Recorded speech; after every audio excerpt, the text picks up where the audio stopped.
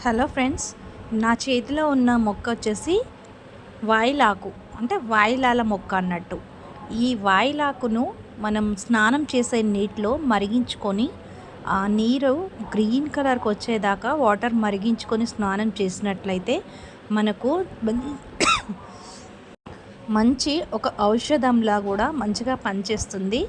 మంచిగా తలమించి ఒక medicinal water ఎలా అయితే పోసుకుంటామో, వేడివేడి వాటర్ పోసుకుంటే చాలా అద్భుతంగా నిద్ర కూడా చాలా మంచిగా వచ్చి ఒళ్ళు నొప్పులన్నీ కూడా పోతాయి. పచ్చి బాలింతలకైతే డెలివరీ అయిన తర్వాత ఈ మొక్కను నీటిలో కాగబెట్టి అయితే వేస్తారు.